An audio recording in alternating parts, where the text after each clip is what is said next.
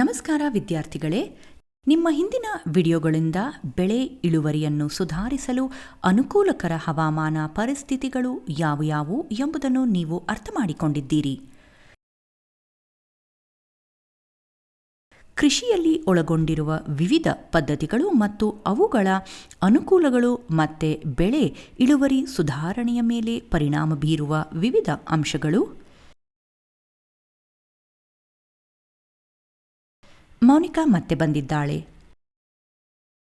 ಹಿಂದಿನ ವಿಡಿಯೋಗಳನ್ನು ವೀಕ್ಷಿಸಿದ ನಂತರ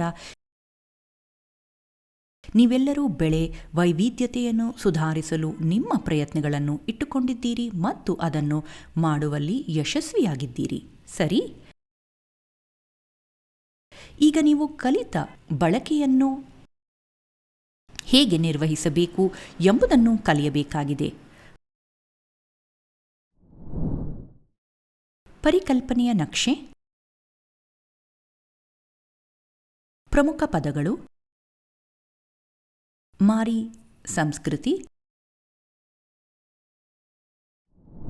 ಆಹಾರಕ್ಕಾಗಿ ಮೀನು ಅಥವಾ ಇತರ ಸಮುದ್ರ ಜೀವಿಗಳ ಕೃಷಿ,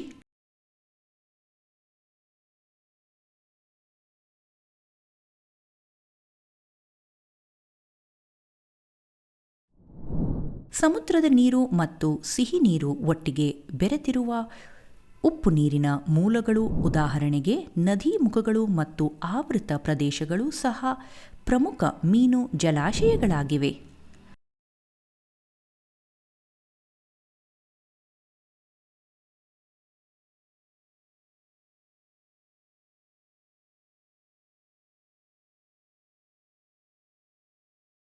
ಹಾರ್ಮೋನ್ ಪ್ರಚೋದನೆ,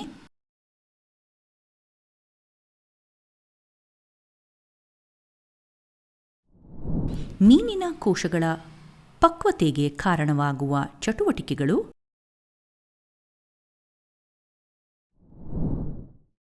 ಕಲಿಕೆಯ ಉದ್ದೇಶಗಳು. ಈ ವಿಡಿಯೋವನ್ನು ನೋಡಿದ ನಂತರ ನಾವು ಸಾಕಬಹುದಾದ ಮೀನುಗಳ ಪ್ರಕಾರಗಳು,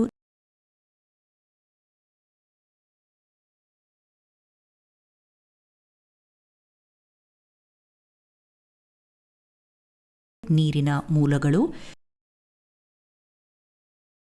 ಮಾರಿ ಸಂಸ್ಕೃತಿ, ಒಳನಾಡು ಮೀನುಗಾರಿಕೆ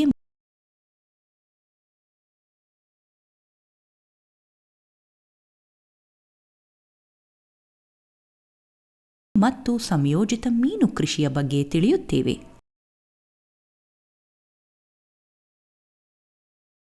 ಜೇನುನೊಣಗಳು, ಜೇನುನೊಣಗಳನ್ನು ಸಾಕಲು ಉತ್ತಮ ಪ್ರಭೇದಗಳು ಮತ್ತು ನಿರ್ವಹಣೆಯ ಅಭ್ಯಾಸಗಳು.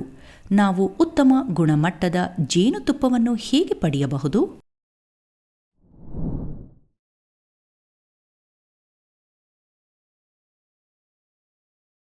ಮೀನು ಸಾಕಾಣಿಕೆಯನ್ನು ಪ್ರಾರಂಭಿಸೋಣ.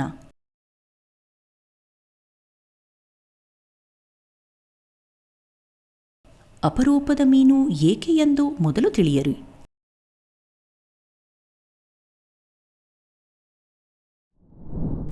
ಮೀನುಗಾರಿಕೆ, ಮೀನು ಉತ್ಪಾದನೆ.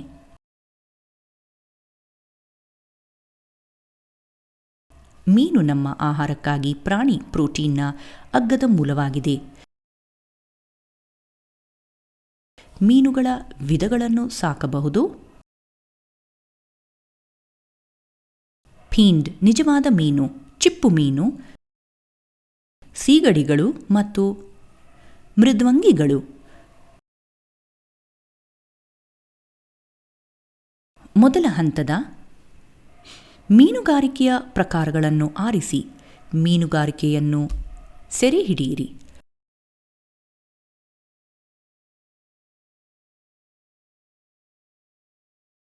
ಮೀನುಗಾರಿಕೆಯನ್ನು ಹೆಚ್ಚಾಗಿ ಒಳನಾಡಿನ ಜಲಮೂಲಗಳಲ್ಲಿ ಮಾಡಲಾಗುತ್ತದೆ. ಹೆಚ್ಚಿನ ಇಳುವರಿ ಇಲ್ಲ. ಸಾಂಸ್ಕೃತಿಕ ಮೀನುಗಾರಿಕೆ.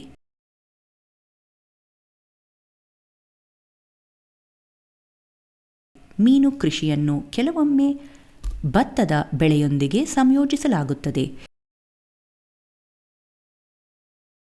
ಇದರಿಂದಾಗಿ ಗದ್ದೆಯಲ್ಲಿ ನೀರಿನಲ್ಲಿ ಮೀನುಗಳನ್ನು ಬೆಳೆಯಲಾಗುತ್ತದೆ.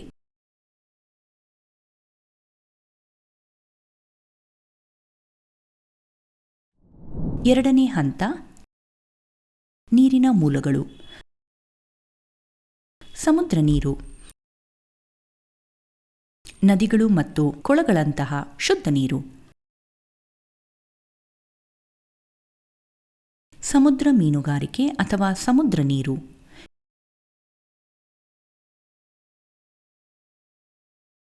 ಇದು 7,500 ಕಿಲೋಮೀಟರ್ ಕರಾವಳಿ ಮತ್ತು ಅದರಾಚೆಗೆ ಆಳವಾದ ಸಮುದ್ರಗಳನ್ನು ಒಳಗೊಂಡಿವೆ.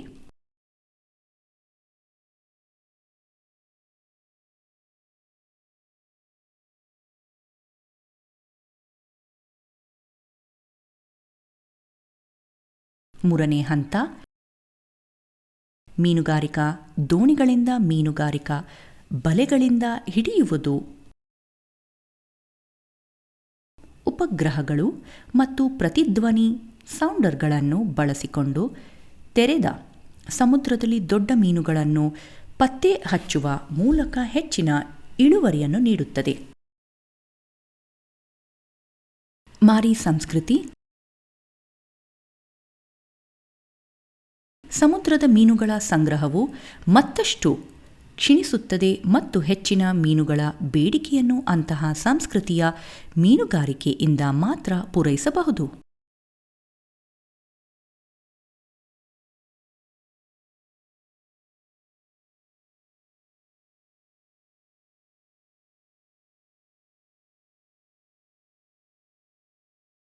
ಒಳನಾಡಿನ ಮೀನುಗಾರಿಕೆ.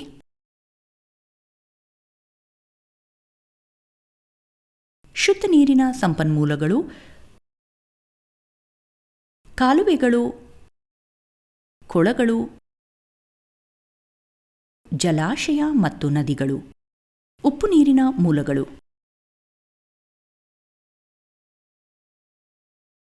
ಸಮುದ್ರದ ನೀರು ಮತ್ತು ಸಿಹಿ ನೀರು ಒಟ್ಟಿಗೆ ಬೆರೆತಿರುವ ನದಿಗಳು ಮತ್ತು ಆವೃತ ಪ್ರದೇಶಗಳ ಸಹ ಪ್ರಮುಖ ಮೀನು ಜಲಾಶಯಗಳಾಗಿವೆ.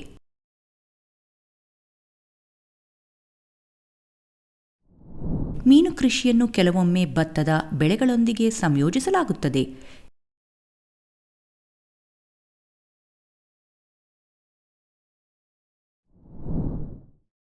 ಇದರಿಂದಾಗಿ ಗದ್ದೆಯಲ್ಲಿ ನೀರಿನಲ್ಲಿ ಮೀನುಗಳನ್ನು ಬೆಳೆಯಲಾಗುತ್ತದೆ.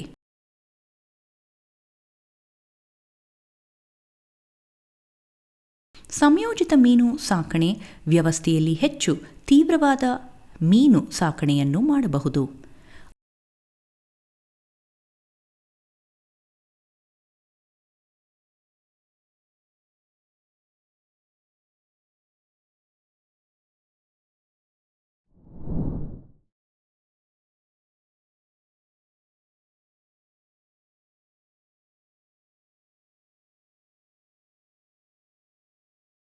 ಅಂತಹ ವ್ಯವಸ್ಥೆಯಲ್ಲಿ ಸ್ಥಳೀಯ ಮತ್ತು ಆಮದು ಮಾಡಿದ ಮೀನು ಜಾಗತಿಗಳನ್ನು ಬಳಸಲಾಗುತ್ತದೆ.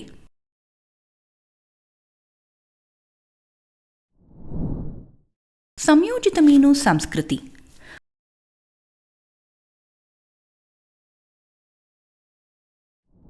ಅಂತಹ ವ್ಯವಸ್ಥೆಯಲ್ಲಿ ಒಂದೇ ಮೀನಿನ ಕೊಳದಲ್ಲಿ 5 ಅಥವಾ 6 ಜಾತಿಯ ಮೀನುಗಳ ಸಂಯೋಜನೆಯನ್ನು ಬಳಸಲಾಗುತ್ತದೆ.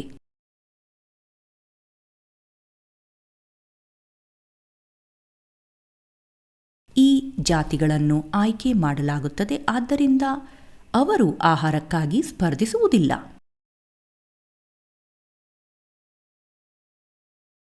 ಅವರಲ್ಲಿ ವಿವಿಧ ರೀತಿಯ ಆಹಾರ ಪದ್ಧತಿಗಳಿವೆ. ಇದರಿಂದ ಕೊಳದ ಎಲ್ಲ ಭಾಗಗಳಲ್ಲಿ ದೊರೆಯುವ ಆಹಾರ ಬಳಕೆಯಾಗುತ್ತಿದೆ.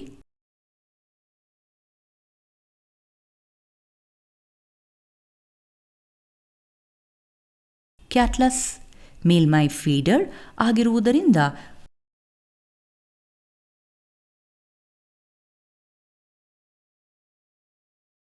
ರೋಹಸ್ ಕೊಳದ ಮಧ್ಯ ವಲಯದಲ್ಲಿ ಆಹಾರವನ್ನು ನೀಡುತ್ತದೆ.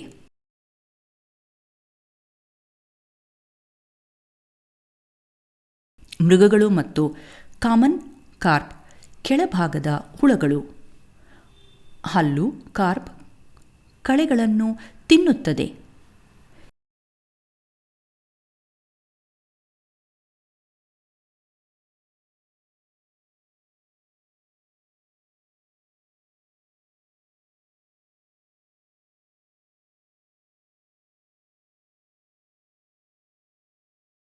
ಈ ಜಾತಿಗಳು ಒಟ್ಟಾಗಿ ಕೊಳದಲ್ಲಿನ ಎಲ್ಲ ಆಹಾರವನ್ನು ಪರಸ್ಪರ ಸ್ಪರ್ಧಿಸದೆ ಬಳಸಬಹುದು.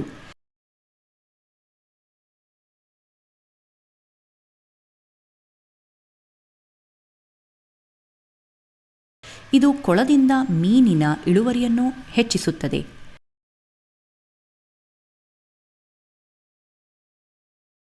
ಸಂಯೋಜಿತ ಮೀನು ಸಂಸ್ಕೃತಿಯಿಂದ ಉಂಟಾಗುವ ತೊಂದರೆಗಳು.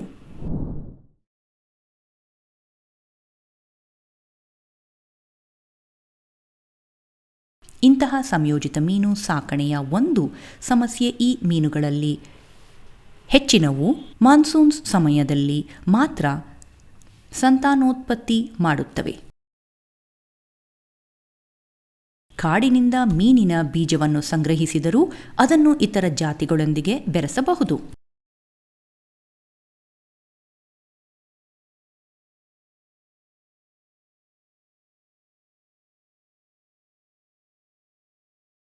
ಹಾಗಾಗಿ ಮೀನು ಸಾಕಣೆಯಲ್ಲಿ ಪ್ರಮುಖ ಸಮಸ್ಯೆ ಎಂದರೆ ಉತ್ತಮ ಗುಣಮಟ್ಟದ ಬೀಜದ ಲಭ್ಯತೆಯ ಕೊರತೆ.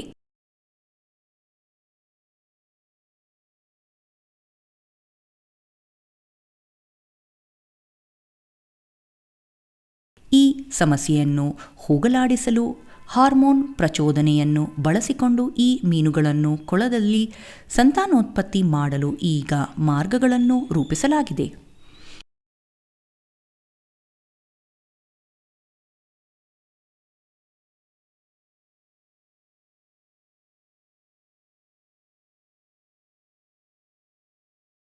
ಇದು ಅಪೇಕ್ಷಿತ ಪ್ರಮಾಣದಲ್ಲಿ ಶುದ್ಧ ಮೀನು ಬೀಜದ ಪೂರೈಕೆಯನ್ನು ಖಾತ್ರಿಪಡಿಸಿದೆ. ಜೇನು ಸಾಕಣೆ. ನಾವು ಅಪರೂಪದ ಜೇನುನೊಣಗಳನ್ನು ಏಕೆ ಮಾಡಬೇಕು? ನಾವು ಜೇನುತುಪ್ಪಕ್ಕಾಗಿ ಜೇನುನೊಣಗಳನ್ನು ಸಾಕಬೇಕು. ಇದು ಜೀವ ಸತ್ವಗಳ ಮತ್ತು ಖನಿಜಗಳಿಂದ ಸಮೃದ್ಧವಾಗಿದೆ ಮತ್ತು ಜೇನುಗೂಡುಗಳು ವಿವಿಧ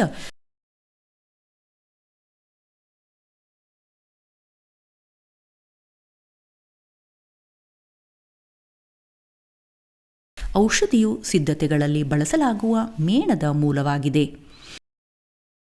ಜೇನುತುಪ್ಪವನ್ನು ವ್ಯಾಪಕವಾಗಿ ಬಳಸಲಾಗುತ್ತದೆ. ಇದು ಕೃಷಿ ಪದ್ಧತಿಗಳಲ್ಲಿ ಒಂದಾಗಿದೆ. ಇದು ಹೆಚ್ಚುವರಿ ಆದಾಯ ಉತ್ಪಾದಿಸುವ ಚಟುವಟಿಕೆಯಾಗಿರಬಹುದು. ಜೇನು ಸಾಕಣೆಯು ಕಡಿಮೆ ಬಂಡವಾಳದ ವ್ಯವಹಾರವಾಗಿದೆ. ನಾವು ಏಕೆ ಪ್ರಾರಂಭಿಸಬಾರದು? ನಾವು ಮಾಡೋಣವೇ? ಹೌದು. ಮೊದಲಿಗೆ ನಾವು ಉತ್ತಮ ಪ್ರಭೇದಗಳನ್ನು ಆರಿಸಿಕೊಳ್ಳೋಣ.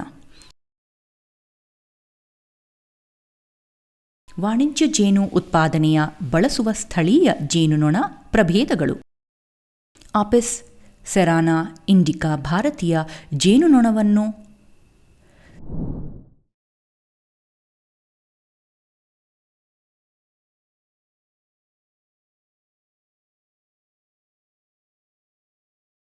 ಸಾಮಾನ್ಯವಾಗಿ ಭಾರತೀಯ ಜೇನುನೊಣ ಎಂದು ಕರೆಯಲಾಗುತ್ತದೆ.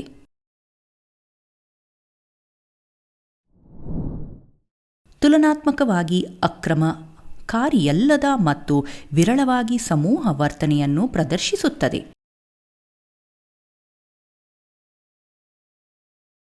ಸಮೂಹವು ಒಂದು ದೊಡ್ಡ ಸಂಖ್ಯೆಯ ವ್ಯಕ್ತಿಗಳನ್ನು ಸಂಘಟಿತವಾದ ಚಲನೆಯ ಒಂದು ವಿದ್ಯಮಾನವಾಗಿದೆ.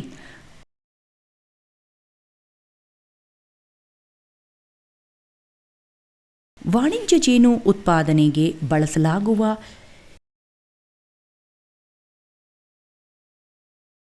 ಇಟಾಲಿಯನ್ ಜೇನುನೊಣ ವಿವಾದದ ಆಪಿಸ್ ಮೆಲಿಫೆರಾ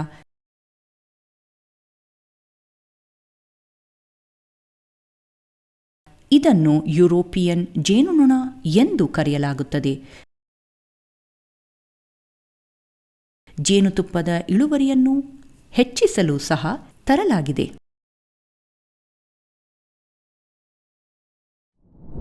ನಾವು ಇಟಾಲಿಯನ್ ಜೇನುನೊಣ ವಿಧವನ್ನು ಏಕೆ ಆರಿಸಬೇಕು? ಇದು ವಾಣಿಜ್ಯ ಜೇನು ಉತ್ಪಾದನೆಗೆ ಸಾಮಾನ್ಯವಾಗಿ ಬಳಸುವ ವಿಧವಾಗಿದೆ. ಇಟಾಲಿಯನ್ ಜೇನುನೊಣಗಳು ಹೆಚ್ಚಿನ ಜೇನುತುಪ್ಪವನ್ನು ಸಂಗ್ರಹಿಸುವ ಸಾಮರ್ಥ್ಯವನ್ನು ಹೊಂದಿವೆ.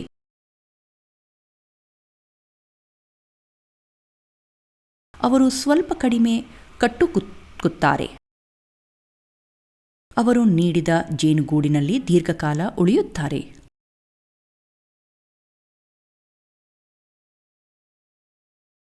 ಅವರು ಚೆನ್ನಾಗಿ ಸಂತಾನೋತ್ಪತ್ತಿ ಮಾಡುತ್ತಾರೆ. ವಾಣಿಜ್ಯ ಜೇನು ಉತ್ಪಾದನೆಗಾಗಿ ಜೇನು ಸಾಕಣೆ ಕೇಂದ್ರಗಳು ಅಥವಾ ಜಲಚರಗಳನ್ನು ಸ್ಥಾಪಿಸಲಾಗಿದೆ.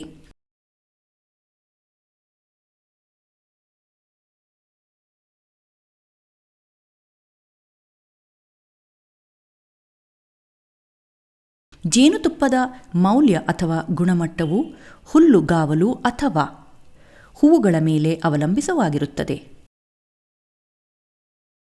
ಮಕರಂದ ಮತ್ತು ಪಾರಗ ಸಂಗ್ರಹಕ್ಕಾಗಿ ಜೇನುನೊಣಗಳಿಗೆ ಲಭ್ಯವಿದೆ.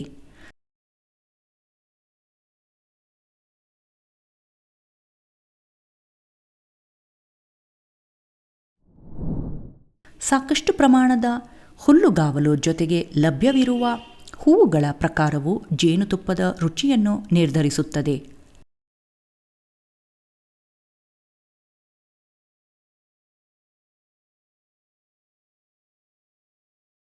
ಹುಲ್ಲುಗಾವಲು ಎಂದರೇನು? ಜೇನುನೊಣಗಳು ಪರಾಗ ಮತ್ತು ಮಕರಂದವನ್ನು ಸಂಗ್ರಹಿಸುವ ಸಸ್ಯಗಳನ್ನು ಹುಲ್ಲುಗಾವಲು ಎಂದು ಕರೆಯಲಾಗುತ್ತದೆ.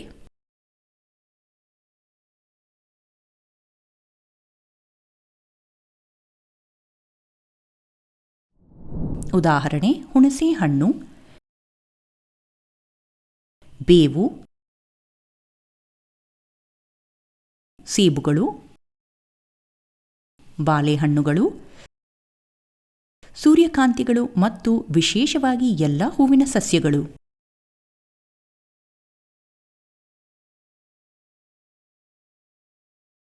ವಾಹ್, ತುಂಬಾ ಆಸಕ್ತಿದಾಯಕವಾಗಿದೆ. ಯಾವ ವಿದ್ಯಾರ್ಥಿಗಳು? ನೀವೆಲ್ಲರೂ ಈಗ ಈ ಕಾಮಿಡಿ ಹೂಡಿಕೆಯ ವ್ಯವಹಾರವನ್ನು ಪ್ರಾರಂಭಿಸಲು ಸಿದ್ಧರಿದ್ದೀರಾ? ನಿಮ್ಮ ಮನೆಯಲ್ಲಿ ಬನ್ನಿ, ನಿಮ್ಮ ಹಿತ್ತಲಿನಲ್ಲಿ ಒಂದು ದೊಡ್ಡ ಮರವನ್ನು ಆರಿಸಿ. ಅಲ್ಲಿ ಹತ್ತಿರದಲ್ಲಿ ಕೆಲವು ಹೂವಿನ ಸಸ್ಯಗಳಿವೆ. ಅದರ ಮೇಲೆ ಕೃತಕ ಜೇನುಗೂಡಿನ ವ್ಯವಸ್ಥೆ ಮಾಡಿ, ಉತ್ತಮವಾದ ಜೇನುನೊಣಗಳನ್ನು ಖರೀದಿಸಿ ಮತ್ತು ಅವುಗಳನ್ನು ಜೇನುಗೂಡಿನಲ್ಲಿ ಇರಿಸಿ.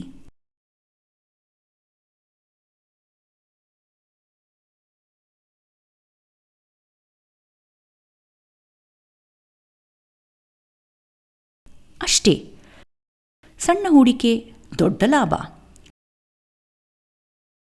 ವಿದ್ಯಾರ್ಥಿಗಳು, ಗಮನವಿಟ್ಟು ಕೇಳಿ. ನಿಮ್ಮ ಶಿಕ್ಷಕರು ನಿಮಗೆ ಸಲಹೆ ನೀಡಲಿರುವ ಪ್ರಮುಖ ವಿಷಯವೆಂದರೆ ಸಮಗ್ರ ಕೃಷಿ.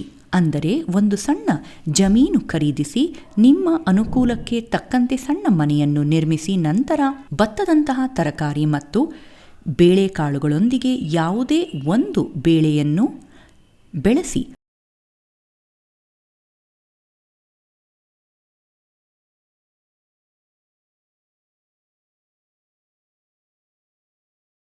ಅಪರೂಪದ 2-3 ಕೋಳಿಗಳನ್ನು ನಿರ್ಮಿಸಿ. ಸಂಯೋಜಿತ ಮೀನು ಸಾಕಣೆಗಾಗಿ ಒಂದು ಮೂಲೆಯನ್ನು ಒಂದು ಸಣ್ಣ ಕೊಳ.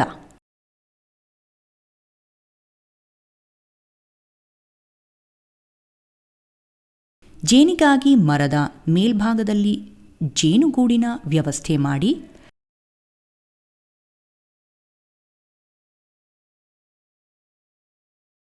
ಜೇನುಗೂಡುಗಳಿಗೆ ಸುಂದರವಾದ ಹೂವಿನ ಉದ್ಯಾನವನವನ್ನು ವ್ಯವಸ್ಥೆ ಮಾಡಲು ಮರೆಯಬೇಡಿ.